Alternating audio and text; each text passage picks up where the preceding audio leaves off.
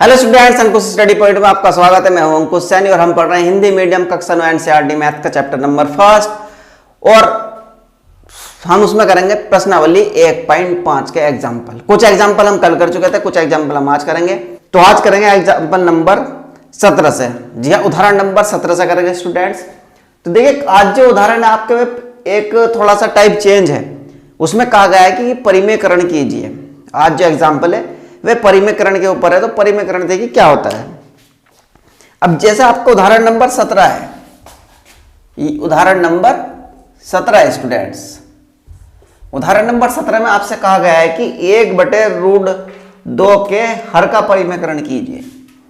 1/√2 के हर का परिमेयकरण कीजिए, ये कहा गया है आपसे। तो देखिए स्टूडेंट्स, अब परिमेयकरण जो होता है ना, उसमें आपसे ये जरूर कहा जाएगा कि हर का करना है या अंश का करना है। तो देखिए, आपसे मैं अगर कहूं आपसे कि हर का परिमेयकरण कीजिए, तो आप परिमेयकरण होता है क्या, मतलब जैसे हर का परिमेयकरण करने के लिए कहा गया है इसमें। तो इसमें हम क्या करेंगे, हर तो हमारा √2 है, यहां पर हर हमारा √2 है ना, वर्गमूल 2। तो इसकी गुणा एक बार ऊपर करेंगे और इसकी गुणा एक बार नीचे करेंगे। ये होता है परिमेयकरण करना। हर का परिमेयकरण क्या, एक बार ऊपर गुणा कर दी, एक बार नीचे गुणा कर दी। ठीक है, ये परिमेयकरण करना होता है। कोई सी भी संख्या हो, यहां पर संख्या कुछ भी हो, जो संख्या यहां होगी उसकी एक बार ऊपर एक बार नीचे गुणा कर देंगे अगर हर का कहेगा। और किसी वजह से अगर अंश का कहता, जैसे ये है √3/2, और यहाँ पर अंश का परिमेयकरण करने के लिए कहा था, तो हम करते हैं √3/√3, ये ऐसे करते। अगर हर का कहेगा तो उसकी अंश और हर में दोनों में गुणा कर देंगे, और अंश का कहेगा तो उसकी भी ऐसे गुणा कर देंगे। और कुछ नहीं है परिमेयकरण में, बहुत ईजी है। देख रहे हो आप, परिमेयकरण होता है ये। हर का परिमेयकरण क्या, ऊपर गुणा कर दी, नीचे गुणा कर दी हर की। ठीक है स्टूडेंट्स, ये होता है परिमेयकरण। बाकी आप इससे ज्यादा उलझने की कोशिश ना करें इसमें। उसके बाद जैसे प्लस माइनस वाले आएंगे, मैं तब भी बताऊंगा आपको। तो देखिए, अब इसका सॉल्यूशन में क्या करेंगे हम,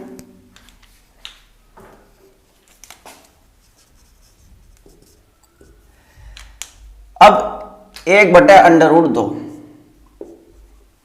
ठीक है स्टूडेंट्स, तो अब इसके हर का परिमेयकरण करेंगे।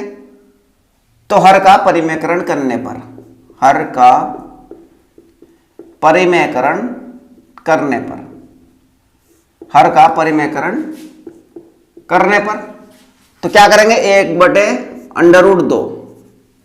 मैंने आपसे बताया हर का परिमेयकरण करना है यहां पर। तो हर क्या है यहां पर, वर्गमूल 2, √2 है। तो क्या करेंगे, √2/√2 गुणा कर देंगे। इसकी √2 के ऊपर और नीचे दोनों में गुणा कर देंगे, क्योंकि हमसे हर का परिमेयकरण करने के लिए कहा। तो हमारा क्या आएगा, √1 की गुणा इसमें करोगे आप, 1 गुणा √2। ठीक है स्टूडेंट्स, और ये √2 गुणा √2।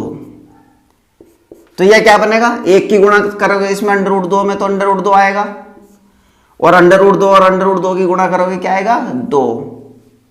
√√√, की गुणा करते हो तो √, हट जाता है। बस क्या है कि अंदर के मान भी एक जैसे होने चाहिए जो वर्गमूल के अंदर होंगे। तो √2 गुणा करने पर क्या आया, 2। तो यह बना √2/2। ठीक है स्टूडेंट्स, यह आपका परिमेयकरण होता है। समझ में आया। देखिए परिमेयकरण कितना इजी है, कितना आसान है ये। 1/√2 के हर का परिमेयकरण कीजिए, ये कहा गया है। तो क्या क्या हमने, कुछ भी नहीं। हर का परिमेयकरण करने पर इतनी सी लाइन लिखी और क्या कहा कि हर को ऊपर भी नीचे गुणा कर दी, नीचे भी गुणा कर दी। हर का करना था परिमेयकरण, तो इसलिए हर की ऊपर भी गुणा कर दी, नीचे भी। मतलब हर में √2 होता, √2 के ऊपर भी गुणा कर दी, नीचे भी गुणा कर दी।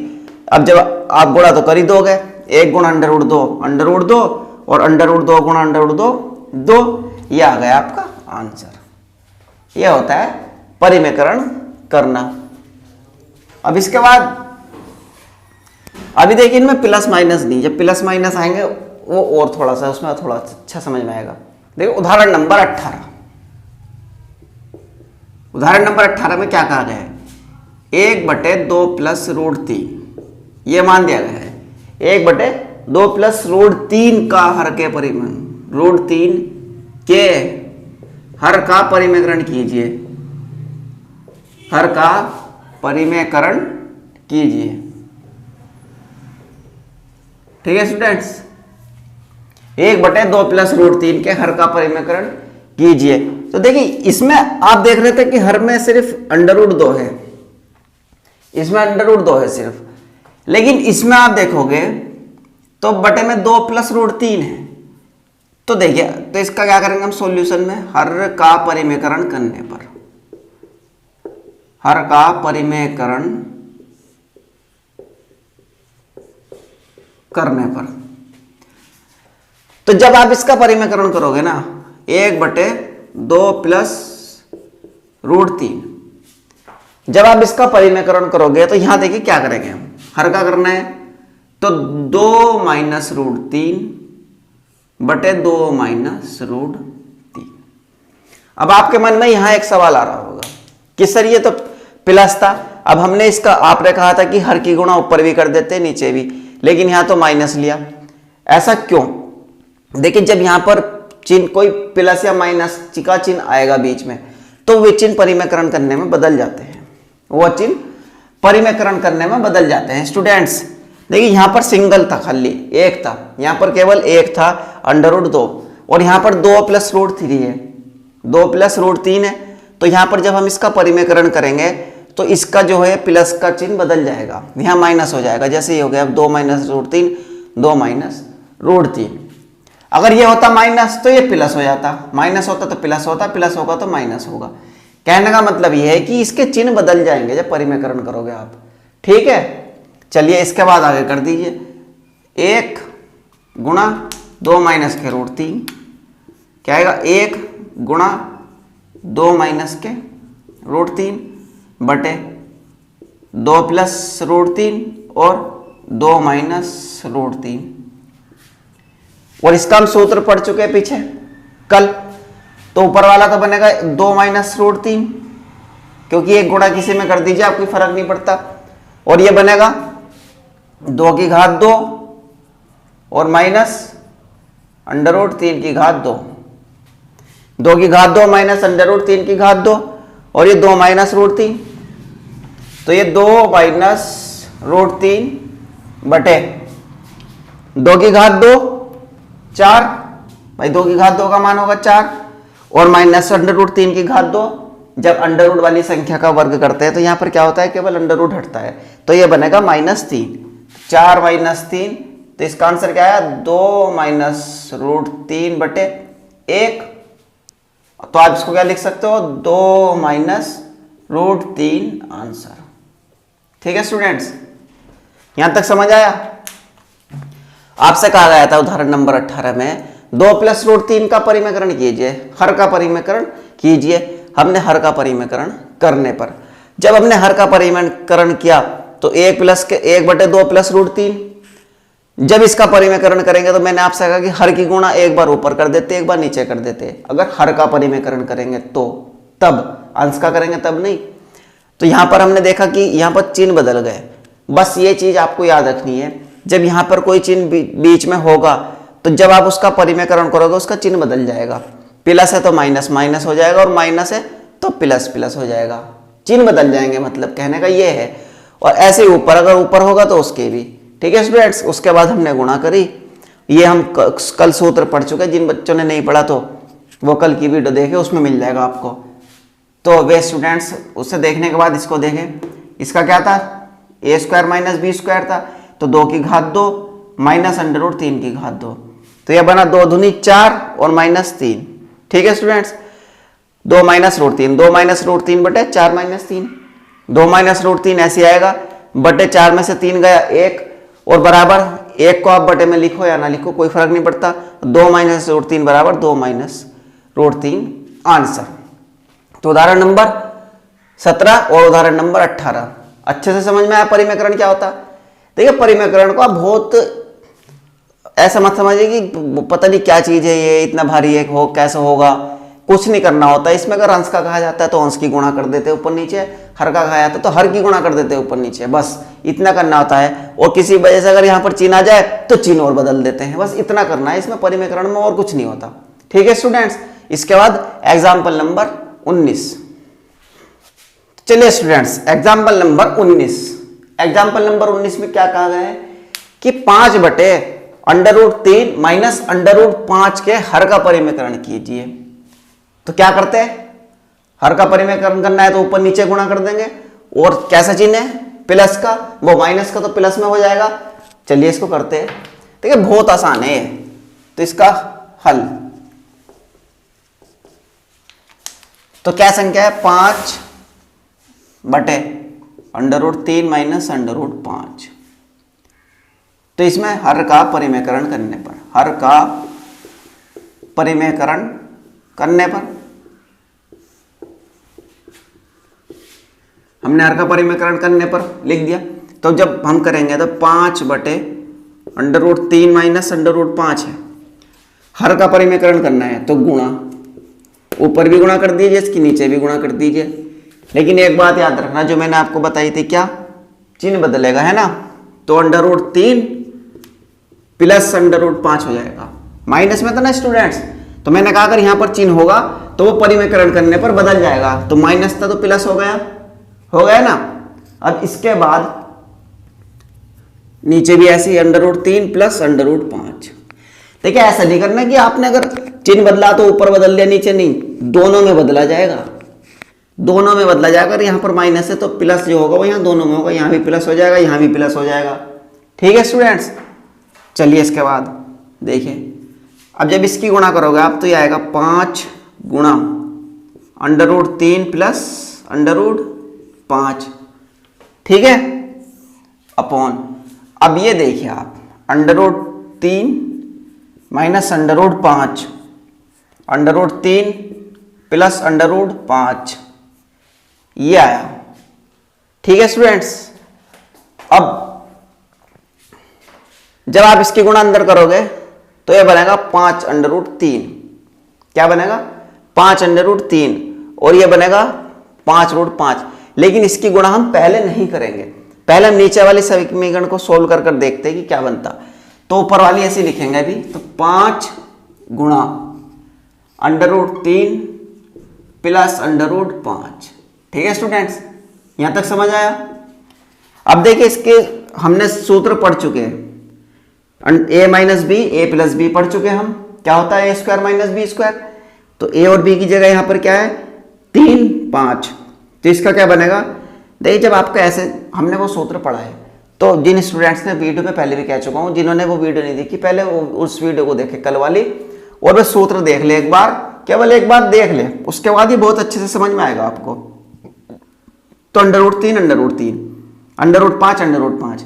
एक बात और बता दो, जब भी आपको ऐसा कहीं मिल जाए ना एक सा और चिन्ह बदला हुआ minus minus plus minus plus minus, तो ये क्या होता है, √3 तो होगा √3 का स्क्वायर, √3 का स्क्वायर वर्ग, फिर माइनस प्लस माइनस माइनस, फिर क्या है √5, तो √5 का स्क्वायर, √5 का स्क्वायर, √3 का स्क्वायर माइनस √5 का स्क्वायर।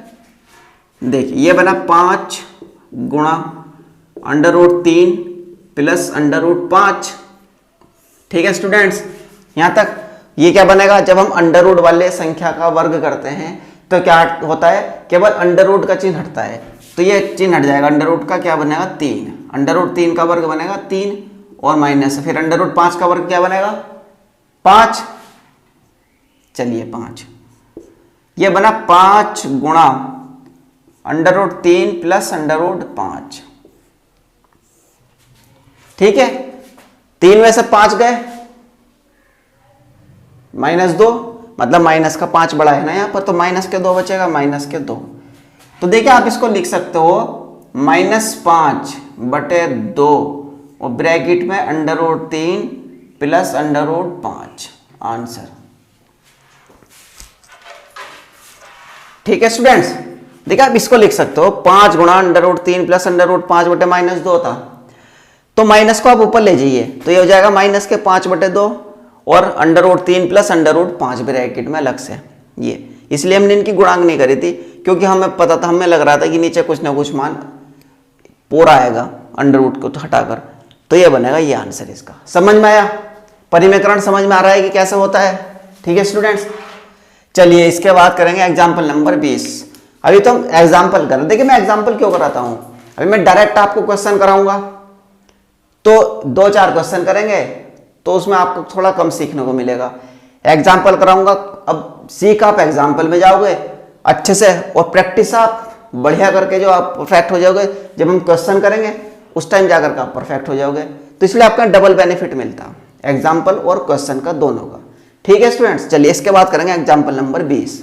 चलिए students example number 20, example number 20 में क्या है देखिए, 1/7 + 3 √2 के हर का परिमेकरण कीजिए।